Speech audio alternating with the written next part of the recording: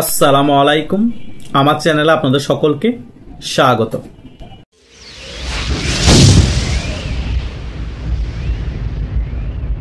ওয়াকারুজ্জামানকে যখন শেখ হাসিনা সেনাবাহিনীর প্রধান করে তখন আমরা কেউ অনুধাবন করতে পারিনি যে এই সেনাবাহিনীর প্রধান ওয়াকারুজ্জামান শেখ হাসিনার পতনের জন্য কলকাঠি নাড়বে এবং শেখ হাসিনার পতন করেই ছাড়বে। সেনাবাহিনীর প্রধান ওয়াকারুজ্জামানকে সেনাপ্রধান বানানোর আগে ইন্ডিয়া থেকে বার্তা দেওয়া হয়েছিল যে যাতে ওয়াকারুজ্জামানকে সেনাপ্রধান না করা হয়, কিন্তু শেখ হাসিনা অন্ধবিশ্বাস এবং তার আত্মীয় সেই কারণেই সেনাবাহিনীর প্রধান করে ফেলে ওয়াকারুজ্জামানকে। অনেক বেশি বিশ্বাস ছিল ওয়াকারুজ্জামানের প্রতি। কিন্তু গত 2 দিন আগেই বাংলাদেশের সাবেক স্বরাষ্ট্রমন্ত্রী আসাদুজ্জামান খান কামাল একটি বইয়ের মাধ্যমে প্রকাশ করে অনেক কিছু ক্লিয়ার করে সেখানে উল্লেখ করে দিয়েছে যে সেনাবাহিনীর প্রধান ওয়াকারুজ্জামান ছিলেন একজন সিআইএর এজেন্ট। তিনি সিআইএর এজেন্ডা বাস্তবায়ন করার জন্যই জামাতকে একত্রিত করে আরও কিছু জঙ্গি গোষ্ঠীকে একত্রিত করে শেখ হাসিনা সরকারের পতনের ব্লুপ্রিন্টটাকে, এবং সিআইএর ডাইরেক্টলি মদত ছিল শেখ হাসিনা সরকারের পতনের পিছনে, এবং আইএসআইও এখানে জড়িত ছিল। এটাই হচ্ছে আসাদুজ্জামান খান কামালের মেইন বক্তব্য। তিনি আরও বলেন বাংলাদেশের যে সকল গোয়েন্দা সংস্থা ছিল ওই সকল গোয়েন্দা সংস্থা কিন্তু শেখ হাসিনাকে সঠিক তথ্য দেয়নি। তার মানে বোঝাই যায় গোয়েন্দা সংস্থার লোকও শেখ হাসিনা সরকারের পতনের পিছনে হাত আছে। তা না হলে শেখ হাসিনাকে যদি আগে থেকে তথ্য দিত যে সেনাবাহিনীর প্রধান ওয়াকারুজ্জামান আপনাকে পতনের পিছনে এই সকল কাজ করছে এবং ব্লুপ্রিন্ট আঁকছে, তাহলে শেখ হাসিনা আগাম পদক্ষেপ নিতে পারত। আমাদের সবসময় একটা বিষয় মাথায় রাখতে হবে, নিজের কাছের এবং সবচেয়ে বিশ্বস্ত লোকরাই কিন্তু আপনার পতন ঘটাবে এবং আপনার মরার পিছনে সবচেয়ে বড় ভূমিকা পালন করবে। যেমন নবাব সিরাজউদ্দৌলার পতনের পিছনে সবচেয়ে বড় ভূমিকা পালন করেছে মির্জাফর, তার সবচেয়ে কাছের লোক এবং বিশ্বস্ত লোক ছিল। বঙ্গবন্ধু মারা যাওয়ার পিছনে সবচেয়ে বড় বিরাট ভূমিকা পালন করেছিল এই খন্দকার মোস্তাক। শেখ হাসিনা যেমন ওয়াকারুজ্জামানকে বিশ্বাস করে নিজের গদি হারিয়েছে এবং তার প্রাণ নাশের হুমকি ছিল, সেমভাবে শেখ মুজিব খন্দকার মোস্তাককে অনেক বেশি বিশ্বাস করে তার জীবনটা হারিয়েছে। তিনি তাজউদ্দিনকে এত বিশ্বাস করতে পারত না যেরকম খন্দকার মোস্তাককে বিশ্বাস করেছিল। আত্মীয় স্বজন বলে তাকে আমি গুরুত্ব বেশি দিতে হবে, প্রায়োরিটি বেশি দিতে হবে, বিশ্বাস বেশি করতে হবে, সেটাই আমাদের সবচেয়ে বড় ভুল, আর সেটাই আমাদের কালো হয়ে দাঁড়ায়। যেটা কিন্তু শেখ মুজিব 1972 সালে করেছিলেন। 2টা ছাত্রলীগ হয়ে গিয়েছিল, 2 গ্রুপ হয়ে গিয়েছিল ছাত্রলীগের।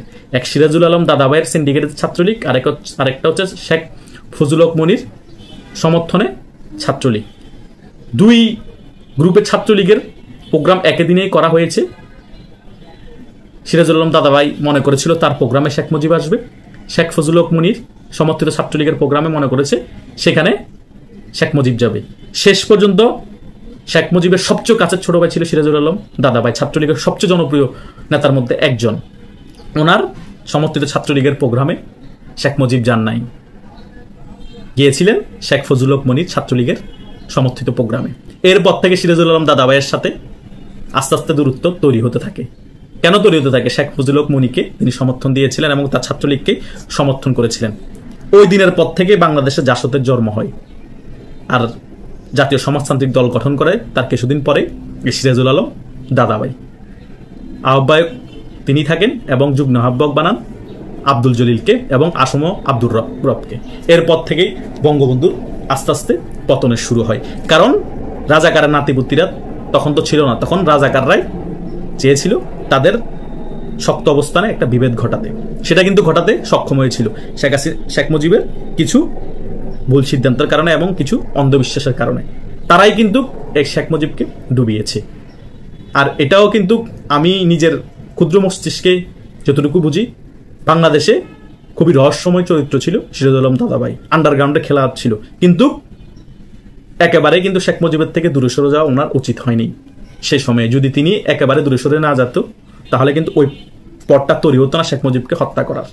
তিনি কিন্তু হত্যার সাথে জড়িত ছিলেন না, কিন্তু ওনার সরে যাওয়াটাই শেখ মুজিবের জন্য একটি দুর্বল জায়গা হয়ে পড়ে।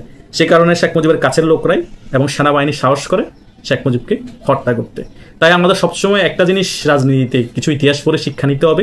আমার আত্মীয় বিধায় তাকে আমি সমর্থন করব, আমার আত্মীয় বিধায় তাকে আমি অন্ধবিশ্বাস করব, আমাকে জি হুজুর হা হুজুর করে বিধে তাকে আমি অন্ধবিশ্বাস করব, তাকে আমার পাশে রাখবো সবসময়। আর যারা একটু জনপ্রিয় স্টিক তাকে আমি প্রতিহিংসা করে দূরে সরিয়ে রাখবো, তাকে আমি বিশ্বাস করতে পারবো না। এরকম চিন্তাধারা থাকলে আমাদের বিপদ অনিবার্য, যতই বড় নেতা হই না কেন আমরা। এটা ইতিহাস থেকে আমরা পরে শিক্ষা অর্জন করতে পারি, যেটা কিন্তু আমাদের চোখের সামনে কিছুদিন আগেও ঘটেছে, পূর্বের ইতিহাসও ঘটেছে।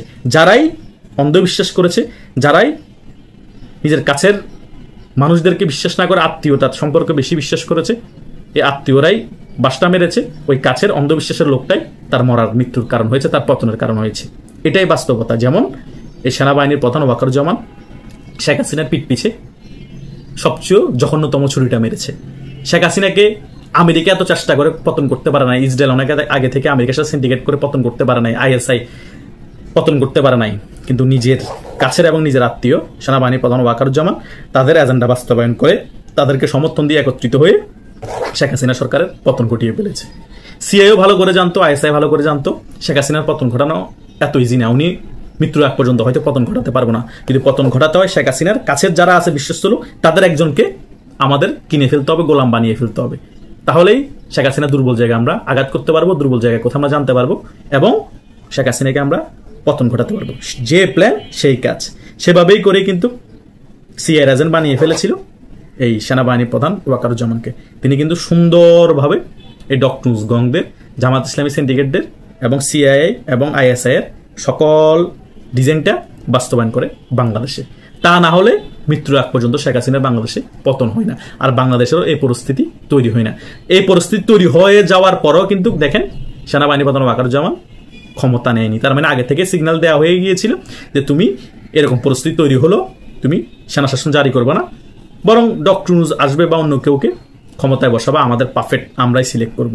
তো সেম পারফেক্টভাবে ডক্টর ক্ষমতায় বসানো হয়েছে। এভাবেই করেই আগে থেকে ছক সাজিয়ে ফেলা হয়েছিল। আমরা তো 5 আগস্টের পরবর্তীতে ক্লিয়ার হয়েছে, কিন্তু 5 আগস্টের আগে থেকে যখন থেকে সেনাবাহিনীর প্রধান ওয়াকারুজ্জামান হয়েছে তখন থেকে পিঠ পিছে ছুরি মারার জন্য প্ল্যানিং চলছিল শেখ হাসিনাকে। সকল বিষয় ওই বইয়ে আসাদুজ্জামান খান কামাল ক্লিয়ার করে দিয়েছেন। তাই এখন থেকে ছোট রাজনীতিবিদ যারাও আছেন তারাও এই বড় বড় বিষয় এবং পূর্বের বিষয় নিয়ে শিক্ষা অর্জন করা দরকার। কখনো নিজের আত্মীয় বলেন এবং নিজের খুব বিশ্বস্ত মানুষকে অনেক বেশি বিশ্বাস করবেন না অন্ধভাবে। যে আপনার একদম কাছেও থাকে তাকেও আপনি সন্দেহের চোখে দেখবেন, কারণ সেও আপনার হয়তো মৃত্যুর কারণ এবং পতনের কারণ হতে পারে। এটা রেখে যখন চলবেন তাহলে কিন্তু আপনার বিপদ কম হওয়ার সংখ্যা থাকবে। কিন্তু এটাও ঠিক, অনেকেই বলে একেবারে কাউকেও যে বিশ্বাস করবেন না এমনটাও না, বিশ্বাস করবেন কিন্তু একটা লিমিটেড পর্যায়ে, অন্ধবিশ্বাস না। বিশ্বাস করা খুবই দরকার, কিন্তু অন্ধবিশ্বাস কাউকে করা যাবে না রাজনীতিতে অন্তত। এটা মাথায় রেখে চললে আমরা অনেক বিপদ থেকে রাজনীতিতে পরিত্রাণ পেতে পারবো। আর এটা মাথায় রাখবেন, নিজের খুব কাছের মানুষ হলো আপনার ভিতরের কিছু দুর্বল কথা এবং ভিতরে কিছু রাজনীতিক খেলার কথা তাকে শেয়ার করবেন না। হয়তোবা সে আপনার শত্রুপক্ষের সাথে যোগাযোগ স্থাপন করে আপনার এই কথাগুলো তার কাছে শেয়ারও করে দিতে পারে, তখন কিন্তু আপনি বিপদে পড়ে যাবেন। সামনে সে আপনার বিশ্বস্ত, কিন্তু দূরে গিয়ে হয়তোবা সে আপনার শত্রুর বন্ধু হয়ে আপনার ক্ষতি করার জন্য বসে আছে। এটাই হচ্ছে আমার শেষ কথা। আশা করছি সকল বিষয় ক্লিয়ার হয়েছে। আপনাদের কোনো মন্তব্য থাকলে জানাতে পারেন। ধন্যবাদ সকলকে।